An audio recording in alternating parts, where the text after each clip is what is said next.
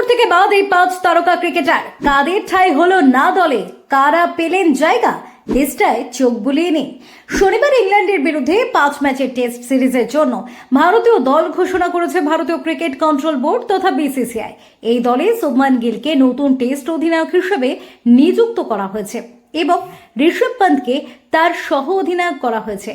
বলা ভালো, এই ঘোষণার মাধ্যমে ভারতীয় ক্রিকেট রোহিত শর্মা এবং বিরাট কোহলির যুগের পরে নতুন এক অধ্যায়ে প্রবেশ করতে চলেছে।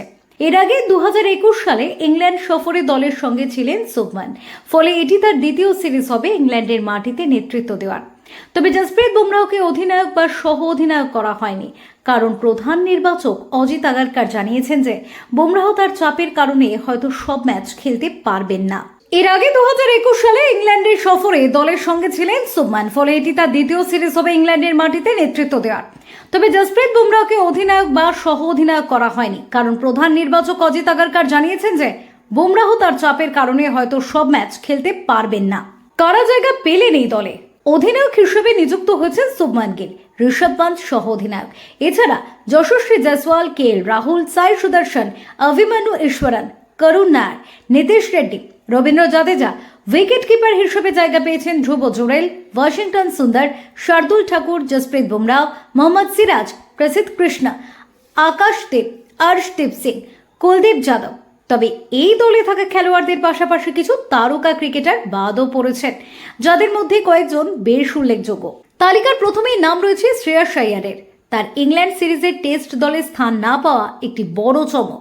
মুম্বাইয়ের হয়ে রঞ্জি ট্রফিতে তিনি 5 ম্যাচে 68.57 গড়ে 480 রান সংগ্রহ করেছিলেন, কিন্তু তার এই ধারাবাহিক পারফরমেন্স সত্ত্বেও দলে জায়গা না পাওয়া হতাশ হতে পারেন শ্রেয়াস। সরফরাজ খানও এই সিরিজের জন্য দলে জায়গা পাননি।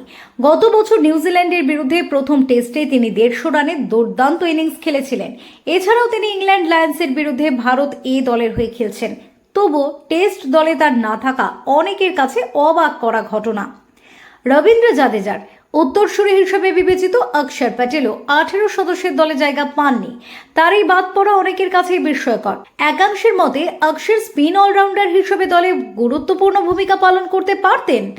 অস্ট্রেলিয়ার বিরুদ্ধে টেস্ট সিরিজে দলে থাকা হর্ষিত রানাও কিন্তু এই সিরিজে জায়গা পাননি। বিসিসিআই তাকে দীর্ঘমেয়াদী পরিকল্পনার অংশ হিসেবে বিবেচনা করলেও এবার তিনি দল থেকে বাদ পড়েছেন। একসময় ভারতের তৃতীয় পেসার হিসেবে বিবেচিত মুকেশ কুমারও এই সিরিজের জন্য দলে জায়গা পাননি। তিনি ইংল্যান্ড লায়ন্সের বিরুদ্ধে ভারত এ দলের হয়ে খেলছেন, কিন্তু মূল দলে তার অনুপস্থিতি বেশ নজর কেড়েছে। উল্লেখ্য, এই বাদ পড়া খেলোয়াড়দের মধ্যে অনেকে সাম্প্রতিক সময় ভালো পারফরমেন্স দেখিয়েছেন। তবে নির্বাচকরা নতুন মুখ এবং ভারসাম্যপূর্ণ দল গঠনের দিকে মনোযোগ দিয়েছেন। তবে গিলের নেতৃত্বে ভারতীয় দল কিভাবে ইংল্যান্ডের মাটিতে পারফর্ম করে তা দেখার জন্য ভীষণভাবে মুখিয়ে আছেন ক্রিকেট প্রেমীরা। ফেরো রিপোর্ট, TV7 বাংলা।